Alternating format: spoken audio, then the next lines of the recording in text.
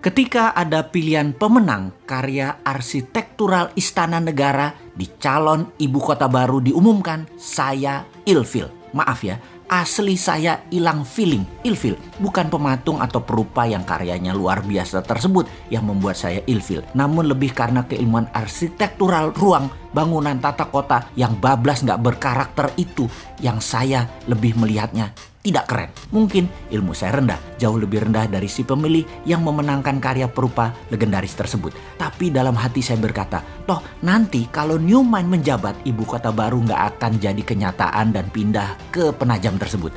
Terlalu mahal, tidak efisien, pemborosan, dan tidak berdampak dalam ekonomi makro dan mikro memindahkan pusat pemerintahan ke daerah baru yang virgin tersebut. Saking perawannya, sampai-sampai nggak ada sejarah napak tilas wilayah tersebut yang pas untuk storytelling ke anak cucu akan rencana ke depan pantas ibu kota pusat pemerintahan itu berada di lokasi Penajam tersebut. Kalaupun ada, perlu jangka yang sangat panjang. Bahkan banyak pengamat pertahanan yang berkomentar bahwa lokasi tersebut tidak memiliki kelayakan untuk dibuat ibu kota negara superpower. Menggeser pusat pemerintahan ke arah wilayah yang defenseless atau sulit dijaga karena banyak infrastruktur pertahanan dan keamanan yang belum siap, membuat berbahaya ibu kota berada di lokasi tersebut. Jadi pastinya karya arsitektural tadi nggak akan dilanjutkan oleh New Mind kalau nanti berkuasa. Bener deh, kalau hanya membangun komplek perkantoran mungkin desain tadi masuk. Namun membangun ibu kota, masa kayak membangun kota Alam Sutra, Serpong, BSD, Pantai Indah Kapuk, gitu sih modelnya. Membangun pusat pemerintahan itu membangun Wakandanya Black Panther.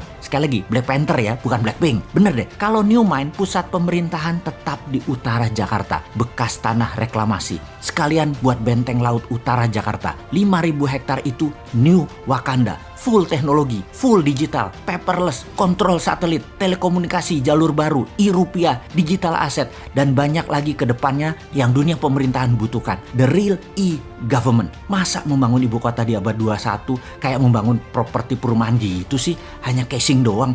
Malu-maluin aja nih bernegara kalau begini. Kembali ke lokasi Penajam. Apa yang kita lakukan oleh New Mind? Tetap dibangun dan pasti dibangun oleh New Mind, namun dijadikan seperti kota Seattle. Penajam akan jadi Seattle-nya Indonesia, yaitu pusat perekonomian high-tech. Kalau sahabat ke kota Seattle di Amerika, kota ini benar-benar by design. Pusat teknologi seperti Boeing, Starbucks, dan banyak lagi infrastruktur ekonomi mendukung kota tersebut. Strategi ibu kota ke Penajam jauh dibandingkan dengan strategi membangun kota Seattle. Nggak sedetail Seattle. Jadi nggak usah dilanjutin deh Penajam. Sementara Seattle tuh hanya kota loh, bukan pusat pemerintahan sebuah negara besar. Lalu New Mind bagaimana rencana untuk Penajam tengahnya Indonesia itu? Pertama, membangun pelabuhan laut dan bandara dengan 3 airstrip. Besarnya bandara tersebut adalah untuk 100 juta kapasitas penumpang per tahun. Kemudian swasta besar dunia dikasih fasilitas untuk membangun di sana tanpa pajak selama 25 tahun. Beri tax holiday di sana. Yakin pasti Disneyland akan membangun di sana. Universal Studio akan bangun di sana. Bangun pusat hiburan dan MICE di sana. Pusat kesehatan seperti di Penang, Malaysia dibangun di sana. Pusat kesehatan yang murah, efisien, dan dokter serta semua sarana kesehatan terbaik ada di sana. Semua warga tinggal di sana selama 10 tahun tidak bayar pajak di kota baru Penajam. Bisnis tidak bayar pajak selama 10 tahun. Apapun mulai dari yang kecil-kecil hingga pabrik mobil, pesawat terbang, pabrik kapal laut, dan lain sebagainya free tax.